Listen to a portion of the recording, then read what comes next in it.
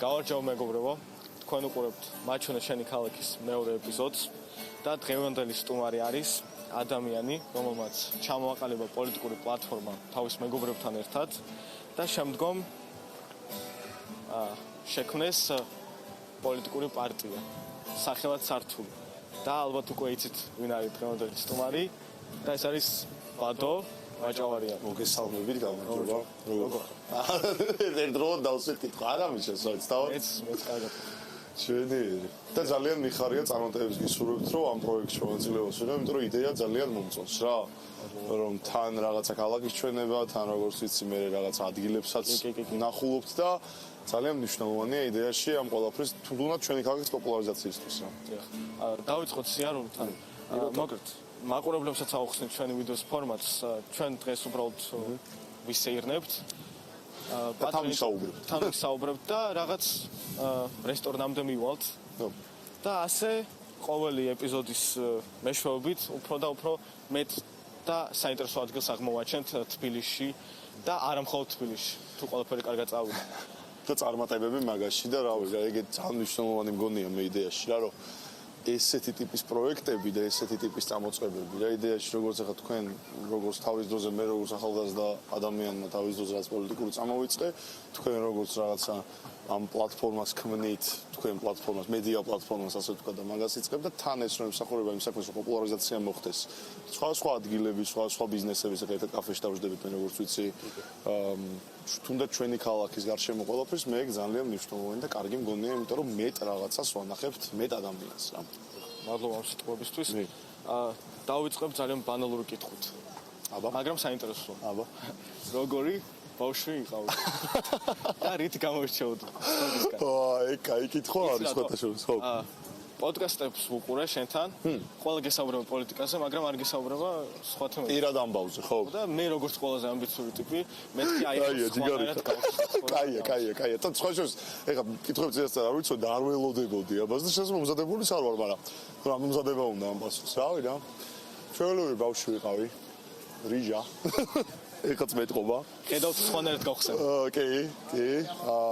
რავი, გავიზარდე სხვათა შორის არც ისე შორს რაკედან და ეს ადგილიც ახლა ჩვენ ვსაუბრობთ რა მაგიტომ მომეწონა რა იდეაში რომ ეს ადგილი არის ჩემს უცხო რა ალექსანდროვის ბაღი რომელიც ჩვენს უკან არის მან მთელი ბავშვობა გატარებული გავიზარდე დავიბადე რუსთაველის გამზირზე და ჩემი ბავშვობა ძირითადად ამას უკავშირდება რა რომ თაწმინდა ბათუმშიც ნახევრად ბათუმელი ვარ რა დედის მხრიდან და ხო ბათუმსაც უკავშირდება ჩემი ბავშვობა დიდწილად და სხვადასხვა ესე ადგილებს და ნუ რა თქმა უნდა ჩემ თბილისს და ჩემ ქალაქს რა და რა ვიცი როგორც ყველა ბავშვი რა აი რა ვთქვა ვიყავი ზომიერად ცელკი ათოსანი და რაღაცა გამორჩეული და ამბობდნენ რომ გამორჩეულიაო ნიჭი თუ აი ნიჭიერი მაგრამ ზარმაცი რა მაგრამ აი ესეთი რაღაცა ძალიან ბეჯითი არ ყოფილვარ მაგრამ ნუ სულ გამომდიოდა რაც მაინტერესებდა სულ იმას სწავლობდი რა და რეალურად მაგით მივახციე იმას რომ მე უცხოეთში წავედი სასწავლებლად რა მაგრამ ცელკიც ვიყავი სკოლაში მქონდა პრობლემები ბაჭოს დირექტორთან შემყვანებით ანუ აი როგორც ყველა ბავშვი არის რა რეალურად რა მაგრამ საბოლოო ჯამში მივხვდი რომ ხო რაღაცა სხვადასხვა ამ ცელკობამ არ უნდა წაგიღოს რა იდეაში რა და უნდა მიაწვე იმასაც გაინტერესებს და მიაწვე საბოლოო ჯამში სწავლას რა და კი იქ რაღაცა სხვა პერიოდები იყო მე ხა ძალიან ბევრ წრეში მქონია თბილისში კონტაქტი ძალიან ბევრ წრეში მყავს მეგობარი ჩემი პოლიტიკური განსხვავებულებიც ცხოვრებით განსხვავებულებიც რა მაგრამ რავი ყველანაირად და ყველა წრეში საერთოდ რა და ნუ მე ყველანაირად ვეცადე რომ ის ავთენტურობა შევენარჩუნებინა და ხო რა ვიცი შეიძლება დღევანდელობაში ჩანს ეს ჩემი რაღაცა ბავშვობიდან ეგეთი ვიყავი რა რომ ძალიან აი ჩავჯიუტებოდი რაღაცაზე პოლიტიკაში მე მგონი რომ ეგ ითარგმნება როგორც პრინციპულობა მე გაჯიუტება რაღაცაზე მაგრამ ხო რა არასდროს არ ყოფილვარ ესეთი ბავშვი რომ რაღაცა დიდი პრობლემა შემექმნა რავი რა აი როგორც ყველა ესე განსაკუთრებულს ბევრს არ რაღაცები არის გასახსენებელი განსაკუთრებულიც რა მაგრამ ბევრს ესე განსაკუთრებულს ვერაფერს იდეაში იმიტომ რომ ხო რა თბილისში 2000-იან წლებში რა, ხა სკოლაში შევედი 2007 წელს მე რა. საჯარო სკოლაში დადევთ სპასიაში. კერძოში და მაგასაც თავის მიზეზები ქონდა, იმიტომ რომ ხო რა, თავიდან შემიყვანეს, იმიტომ რომ რაღაცა ჩემი ძალიან ახლობლები ოჯახის იქ შეყავდა და არ იყო ეს. ოღონდ ეს ისეთ კერძო სკოლა არ იყო, რაღაც ძალიან ბევრის გადახდა გიწევდა და რაღაცა რა. იყო საჯაროსავი კერძო სკოლა და მე მწვანე სკოლა იყო რა. თავიდან როგორც სულაკაური სკოლა ისე დაიწყო და მწვანე სკოლაში სანზოლოსთან შეგვაერთეს და ეგეც ძალიან მნიშვნელოვანია რა. კლასიკურ კერძო სკოლაში არ გავზრდი ვარ.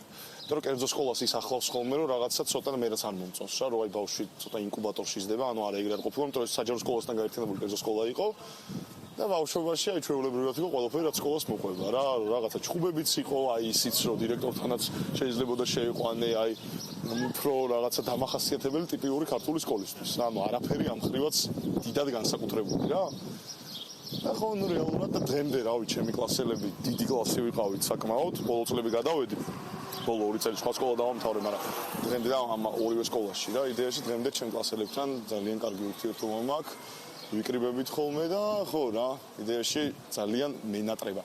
ის არ მენატრება სკოლაშიაც ხდებოდა, ის სიტუაცია მენატრება სკოლაშიაც იყო რა, ხო ხტები რა, რომ ეს მეგობრები სკოლის მერე ვიღაცასთან შეკრება სახლში, იქ რაღაცა მილიონი გართობა, იქ შატალობს რაღაც მომენტში, იქ ის იქ ეს ფეხბურთის თამაში, სკოლის მერე რავი რა, მე ყველაფერი მენატრება და აი ვურჩევი თუ სკოლის მოსწავლე უყურებს ამას ამ იმას რომ მეც ბავშვობაში აი მეზარებოდა ხოლმე სკოლა რა მაქსიმალურად გამოიყენოს იმიტომ რომ აი მე შეძახავ როგორც ვიცი სკოლას ამთავრებ მალე რა და ბოლოს უფრო ეგ ის განცდა გაქვს რა რომ რაღაცებს ნანოფრო ვერ გამოიყენე ბოლომდე აი ის ვერ შეიგზენე და ბავშვობას არაფერი არ შეეძლო ბავშვობას მაინც სხვა არის რა და წუწულში და გასცენაში არ უნდა გაიაროს. სკოლაში შეგიძლია ბევრი რაღაცა ისწავლო და არა მარტო სკოლაში რა, ანუ მე სკოლის ამბავში გამოცდილი ვარ, იმიტომ რომ ბევრი სკოლა შევიცვალე. მართლა? ნახე ძალიან ძვირიანი ფასიანი სკოლებიც, საშუალო სეგმენტისა და საჯარო სკოლებიც.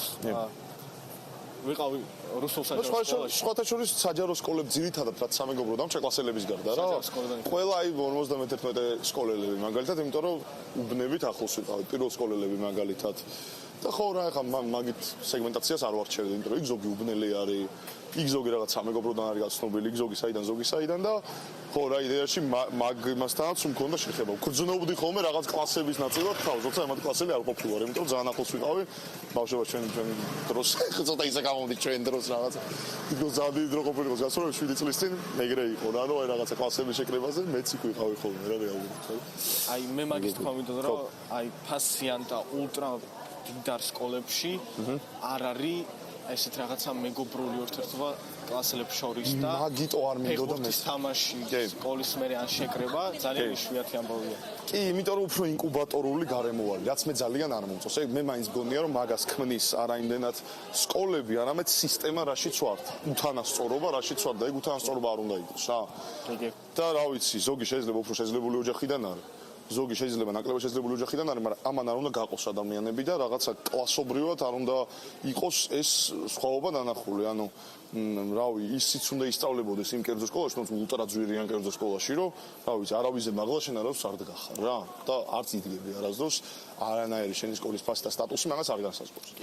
ეგ არის ჩემს ძირითადი ამბავი.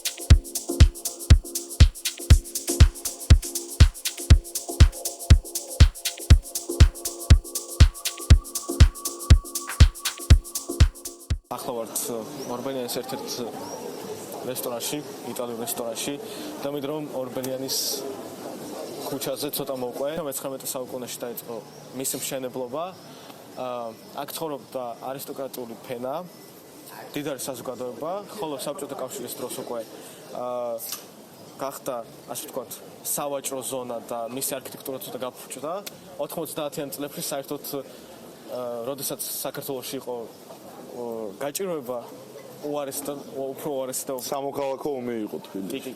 და ხო, რა თქმა უნდა, ამის სილამაზეზე არავინ არ ზრუნავდა. ხოლო 2019 წელს პროექტ ახალი ტიფლისის ფარგლებში რესტავრაცია მოახდინეს ამ ქუჩის, სულ 20 შენობაა დარესტავრირებული. აქედან 13 არის აღრიცხული როგორც ისტორიული ძეგლი და გაგიკვირდებათ, მაგრამ 2021 წელს გაიხსნა მხოლოდ ბაზარი ორბელიანი. აქამდე ბაზარი ორბელიანის ტერიტორიაზე ჩვეულებრივი ბაზარი იყო. და ამ მიწისქვეშა უდიდესი პარკინგიც არსებობს დღეს რატომღაც გაუქმებული არა და ინსტანტ ქალაქში უდიდესი საპარკინგო პრობლემა აქვს არ ვიცი რატომ ვიცი რა არის თან მან სხვათა შორის ანუ ეგ პარკინგის ინფრასტრუქტურაც რა ხამდენი სივრცე რო გაქვს და რო არ იყენებ ეგ არ უნდა მიაგდო და კი არ გამოიყენო არამედ სხვაგან უნდა იზრუნოს ეს შექმნაზე იმიტომ რომ იქ ჭირდება თბილისი ხა ამ ხელა ქალაქია პარკინგის პრობლემა სულ არის და მეც რა ძლებს გავაჩერი მანქანა აქ რომ მოდიოდი მაგალითად რა და უფრო მეტად რომ მიიღედოს მაგასაც მათ შორის ისევე როგორც არქიტექტურას და ისევე როგორც ეგეთ სივრცეები შექმნას როგორც ბაზარი ორბელიანი არის მაგალითად რა იმიტომ რომ ის იყო ბაზარი დღესაც რაღაც ეგ ფუნქციები აქვს სხვათა შორის რა იმიტომ რომ ქვევით მაღაზია არის ზემოთ არის რაღაც სხვა სივრცეები სადაც შეგიძლია დაჯდე რაღაც სახე შენარჩუნებულება მაგის გარდა უნდა იზრუნო ეგეთ ურბანულ თემებზე როგორც არის პარკინგი როგორც არის ეს ელემენტარული კომფორტი როგორც არის ტროტუარები მაგალითად როგორც არის რომ სულ რაღაც არ გაწერილი არ იყოს მშენებლობები მაგალითად და ძალიან გავლა გვიჭირდა ეგეთ რაღაცები არ იყოს მაღაზია ძირითადად სულ საზრუნავი ალბათ ჩემზე მეტად ნამყოფი ხარ ევროპაში და მაინტერესებს იქ რას ფიქრობ საქართველოს და საერთოდ რამდენად იციან საქართველოს არსებობაზე. იცი ხო, ეგ საინტერესო ამბავი არის.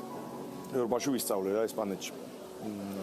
3.5 წელი იქით გამომივიდა ყოფნა რა იდეაში და საქართველოს თვითონ ცუდი კუთხით და მე განმომწონს რა. კრიმინალი, მაფია, ეხლა ვიყავი გერმანიაში მაგალითად ამას წინათ რა. და აი ის კონდათ რა. აი იცი როდის ევროპის ჩემპიონატი როცა იყო. აღა ამას წინათ 2 წელია მაქედან უკვე გასული, მაგრამ ხო ეს ძალიან კარგად მახსოვს ეგ ემოციები. ძალიან ბევრი ქართველი ვიყავით რა. სულ ყველგან საქართველოს დროშები და იქ დაინახეს, რომ ჩვენ ცოტა სხვა სახე, რომ ნორმალური ცივილური ხალხი ვართ. და არც მაფია არ ვართ, არც კურდები არ ვართ, არაფერი არ ვართ რა და ეგ შემხვდა რა, ეგ პრობლემა იყო რა, რომ ჯორჯია რო უხსენა, ჯორჯიან მაფიაო რა და არა მეთქი ჯორჯიან მაფია, ჯორჯიან ვაინ. ბევრმა არ იცის, რომ ვინო აქედან იღებს სათავეს. ჯორჯიან ფუდ და რო ვასწავლი ხოლმე, მე მადლობას მეუბნებიან ხოლმე. ჯორჯიან არქიტექტურა, რომელიც არ ჩამოვარდება არც გერმანიას, არც იტალიას და არც არაფერს მე თუ მკითხავ ძალიან ბევრ ქვეყანას. ჯორჯიან ჰისტორია. აი, მაგებზე ვცდილობ რომ ველაპარაკო რა იდეაში რა, რომ ეს რაღაცა დამოკიდებულება, ნეგატიური დამოკიდებულება არ არის. მაგრამ უფრო უნდა ვიზრუნოთ ამას. თუ ვიღაც ჩვენ თანამოქალაქეები აზრუნავენ ამაზე და იქ მიმართავენ სხვა კრიმინალს, სხვა ხერხებს, ეგეთი ყველგან არის, ყველა ქვეყანაში არის. შეიძლება აქ ჩამოვიდეს და მიმართოს რაღაც კრიმინალს. სხვა წარმოადგენს იტალიელმა მაგალითად რა მინახავს მაგალითად საქართველოში კრიმინალი ჩადენს იტალიელს. ეგ არა რომ ქართველები აუცილებლად იტალიელში ჩადენგრან, ქართველები არ ცუდები ასე ვთქვათ რა.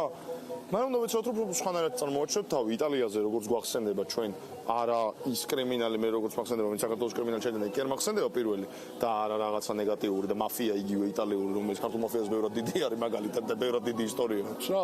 არც ქართული მაფია არ ჩამოვარდება.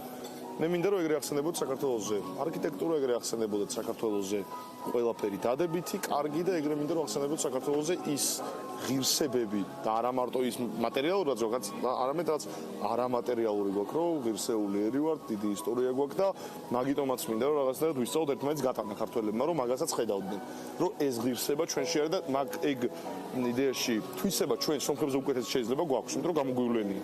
მინდა რომ უფრო მეტად განმოვითაროთ, აი რაღაცა ხვდები რა, პირველ ლეველზე რო ხარ სადღაც და გინდა რომ აიყვანო ლეველზე, არ ვემუშავებით მაგას რა და შეგვიძლია ბოლო ლეველზე ვიყოთ მართლა. მაგამ ბავშვი ერთმანეთი გაგქონდეს და მაგასაც დაინახავენ მსხვერპლები და 2024-ზე რო ვიყავი ჩასული გერმანიაში, ფეხბურთის დროს იქ დაინახეს, რა როგორ ერთად ვიდექით ქართველები. ეგეთ მომენტები გვჭირდება მეტი რა და ეგ მაგას მოიტანს უკეთესი ცხოვრებაც, რომლის იმედი მე მაქვს რომ იქნება.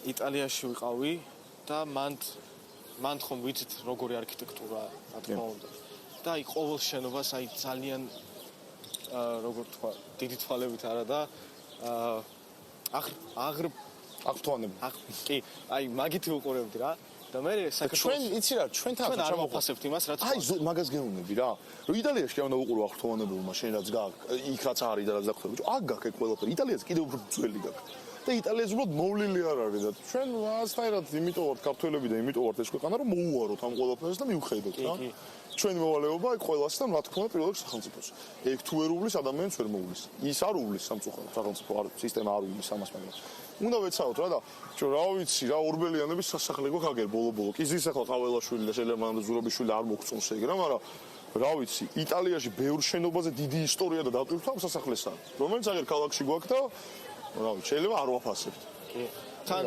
მარკეტინგის მხრიდანაც ტურისტმა რომ გაიგოს რომ აი აქ პრეზიდენტი ცხოვრობს ცოტა სხვანაირი შთაბეჭდილება ექნება. ეგ ამბავია. კი. და რავი, აი აქაც გარშემო რა. მომწონს ისიც რომ აი ორბელიანის განსაკუთრებით შეხამებული არის ეს ძველი არქიტექტურა ახალ არქიტექტურას იდეაში რა. მაკი არის შუშებიანი შენობები, მაგრამ არ არის რაღაც ძალიან მაღალი. დაცულია ეს 4-5 სართულიანობა ამ ყველაფრის დაშენებები არ არის მახინჯი, მიშნებები არ არის მახინჯი და ეგ უნდა იყოს ჩემს და მათ შორის არა მარტო ეს ნაწილი ქალაქის. ჩვენ გვაქვს ქალაქის ნაწილი უფრო მეტად ურბანული, უცუბრის პლატოები, ხილიანი, ვარკეთილი. იქ არის რაღაცა ერთი ტიპის კორპუსები რა, ბევრი კორპუსია ჩადგმული ერთი პროექტით. ისიც უნდა მოპირკეთოს, იმას უნდა მიეხედოს. შენ რა ხა გარეუბანია, იმაზე შენ უარი არ უნდა თქვა, ეს გასაგებია რომ ძველი ქალაქია, მიიჩნევა რომ ცენტრად, მე ზოგადად არ ვიმხრობ ცენტრად და გარეუბნად დაყოფას, იმიტომ რომ ჩვენ თბილისი არის, ჩვენი ქალაქია. როგორც ვარკეთილი არის ჩემი თბილისი, ისე არის თარწმუნად ჩემი თბილისი. ანუ შეიძლება მესად გავიზარდე და ჩემ სახლო რომელია რა, მე ორივეს უნდა მივხედო. როგორც მოქალაქე და არა როგორც პოლიტიკოსი არ ვაპარაკე, როგორც ადამიანი რა. იმას უნდა მიეხედოს, მოპირკეთდეს, აღარ უნდა იყოს სულ მდგომარეობაში, სადაც პრობლემა უნდა მოგვარდეს, არ უნდა იყოს ავარიული, მონაგავებული არ უნდა იყოს გარშემო და მე ეგ გონია იდეაში გამოსავალი და გასაღები იმისა, რომ ჩვენი ქალაქის სულსაც მომიზიდველი იყოს და ჩვენც უფრო ვაფასებდეთ და უფრო ვიაზრებდეთ. თუ მოვუვლით და თუ დავენახავ სახელმწიფო უვლის, ჩვენც უფრო მეტი პასუხისმგებლობა გვექნება, უბრალოდ ცნობიერება ამაზე ასამაღლებელი რა. კი, აი იტალიიდან რო ჩამოვედი, მაშინ შემეცვალა არქიტექტურაზე და ტურიზმზე დამოკიდებულება საქართველოში. იტალია მიწიზე. ჯემინაის ჩატებ რო ნახოთ ჩემები, ყოველთვის წერ ხოლმე იყენებს ChatGPT-ს აქტიურად? ჯემინაის ვიყენებ. მე ხო იცი რომ ვერ ვიყენებ ძალიან აქტიურად. იმიტომ რომ აი ჩვევის ამბავია რა. მე მაინც როცა რაღაც დაგუგლო, დასერჩვა მე და დაგუგლო დაუძახ. Google-ში შევდივარ და სულ ეგ ავთხოვე ჩემი გულს, რომ რატო Google-აო რა ChatGPT-ს კითხე, ყველაფერს გეტყვის, ჩვევაა მაინც. რაღაც ცოტა მილენიალური ჩვევა. კარგი ჩვევა მე ჯემინაის ვეკითხები. ChatGPT მაგარია და ჯემინაი. ჩვენ რეგიონს ვადარებ ხოლმე, აზერბაიჯანი, სომხეთი და საქართველო და აი ყველა ასპექტში მგონი ყველაფერში რეიტინგი ჩამოუთვალე. არ ვიცი რა სისტომა თუ არა, მაგრამ აი ამბიცია მაქვს რომ აი რაღაცა საქართველოს არანაირი რასისტობა არა. იმიტომ რომ მე მახსოვს ადრე რომ საქართველოს მართლაც დემოკრატიული ქვეყანა ითვლებოდა და ოცნების დროსაც მათ შორის. ანუ კი, აი ეგ პერიოდი, რასაც დავესწარე მე, ეგ იყო რომ საქართველოს ყოველთვის იყო ლიდერი რეგიონში. კი, იცი, ხო, ეგ არის. მაგაში გავიზარდეთ ჩვენ. და მე ძალიან მეამაყებოდა ეგ. თუნდაც ხა შეიძლება ბოლო წლები ოცნების მომხრეა, მაგრამ უვიზო რომ მოგწეს 2015 წელს მე ძალიან მიხარობდა რა, იმიტომ რომ ვიცოდი ევროპაში მიმოგზაურობდი ჩვეულებრივად ვიზის გარეშე. რაც აქამდე პრობლემა იყო და ხარჯი იყო. ჩემი ოჯახისთვის მაგალითად რომ მე რაღაცა ბარსელონას თამაშზე პირობითად ბარსელონაში ვიყავი სასწავლებლად წასული და ბარსელონას თამაშზე მინდა მთელი ბავშვებს ოცნება მქონდა წასვლა, ანუ ისე გაგვი პრობლემა და უვიზომ ეგ პრობლემა მოუხსნა ძალიან ბევრ ადამიანს რა. ხო და იდეაში ხო ეგ არის რა რომ ეგ არ არის არც რასიზმი არც ნაციონალიზმი. ესეთ ნაციონალიზმია, მაგრამ ჯანსაღი ნაციონალიზმია. რა რომ შენი ქვეყანა უნდა გიამაყებოდეს, შენი ქვეყნის ფასი უნდა იცოდე, ცდილობ რომ შენი ქვეყანა რეგიონში სომხეთს და აზერბაიჯანს არ უნდა ჩამოვარდოს. მაჩანჩალები არ უნდა იყოს, თუ რაფერი არ უჭირს ჩვენ სამაჩანჩალო. სულად არ მინდა გამომივიდეს, მაგრამ მაჩანჩალა თუ ვინმე იყო საქართველოს არასდროს არ ყოფილა ამ რეგიონში. ბევრად წინ იყო და ბევრი აქვს ჩვენგან კიდე სასწავლი თუ გინდა ამერიკელებს, რუსებს რა თქმა უნდა ძალიან ბევრი აქვს ჩვენგან სასწავლი, მაგრამ არ სწავლობენ სამწუხაროდ მეზობლობამ ვერაფერი ვერ გამოასწორა მათში, მათ აქვს გამოსასწორებელი და რა თქმა უნდა სომხებს აზერბაიჯანელებს ხა ყველა კულტურას პატივისცემა, ყველა მეზობლას პატივისცემა, მაგრამ იდეაში ხო რა, ჩვენ ძალიან უნდა მოვუფრთხილდეთ ამ ყველაფერს და ჩვენ ყველანაირად დავეცადოთ საქართველოს მაქსიმალურად პრიორიტიზირებული იყოს და საქართველოში ქართველიც პრიორიტეტი იყოს მათ შორის. და არ გრძნობდეს თავს ვიღაცა, როგორც თავის სახში, ეს ქართველების სახლია. და საქართველოს მოქალაქეები შეიძლება სომეხი და აზერბაიჯანის საქართველოს მოქალაქეები, საქართველოში ვინც დაიბადა გაიზარდა მაგის იდეა. აი კრიმინალზე მაგ კითხვა. საქართველოს არ აქვს მაგხელა ასპარე დასავლეთში. და რატომ მაინც ქართველები? ანუ აი მინიმუმ პროცენტულობით მაინც არ უნდა ვიყოთ მაგდენი რომ კრიმინალში პოლონეთმა დადოს რომ აი ქართველია კრიმინალი. ჩვენ ვართ ერი რომელიც ყველგან მისაფრს პირველობისკენ. და მანდატს საუნწუხაროდ მანდატს. სხვადასხვა მანდატს საქმის კეთება შეგვიძლია ერთად. კარგი საქმისა, ცუდი საქმისაც. და როგორც ჩანს იქ მაგიტო იქნება ხოლმე ეგეთი კლასტერები რომ ცუდი საქმის კეთება ერთად შეუძლიათ, ანუ რაღაცა ერთად შეჯგუფდებიან ხოლმე და ნუ ენა საერთო, რაღაც ინტერესები საერთო ის დააკეთებენ ხოლმე შეიძლება კრიმინალურ საქმეს. დიასპორა არ გეთანხმები რომ ცოტა გვაქვს ახლა როცა 1.5 მილიონი ქართველია გასული, სულ ხარ შენ 3 მილიონი 4 მილიონი. ნუ ეგეც ოფიციალური მონაცემები არ არის რა, ეს სხვადასხვა მონაცემები არის, სხვადასხვა იმიდან მე მგონია რომ მაინც 4 მილიონი ვარ თელ სოფლიოში. მოდებული 3 მილიონი ნახევარი არის ოფიციალური სტატისტიკა. შეიძლება ნაკლები. გონია რომ იდეაში ბევრი ქართველი ახანალი გასული, უფრო მეტად ჩანს ეს ყველაფერი და ეგ გვაქვს და რაღაც მომენტებში, რაღაც საქმეებში რა თქმა შეგვიძლია. ეგ საქმე რომ მორჩება, მე გვიყვარს ხუბეს წაღრა ერთმანეთზე რა. და მგონია რომ მაგითო რაღაცა გამორჩეულები არიან. და ხო, ნუ ეხა მაგ სფეროში, კრიმინალურ სფეროში შეგვიძლია უწოდოთ, ქართველები, ნუ იყვნენ სულ ბევრი ცნობილი ქართველი კრიმინალური ავტორიტეტი ვიცით მაგალითად რა. რომლებიც ცდილობდნენ თავის საქმეში პირველები ყოფილიყვნენ რა. და ეხლა რა თქმა უნდა რომანტიზებას და იმას არ ვახდენ, კატასტროფული საშინელება და არანაირი მაგალითად არ უნდა აიღო. მაგრამ ეგეც არის გამოწვეული იმით, რომ აქ არის სოციალური პრობლემები. აქ რო არ იყოს იმის საჭირო, აქ რო არ ქონდეს ბევრს იმის საჭიროება წავიდეს ევროპაში მოსაპარად მაგალითად.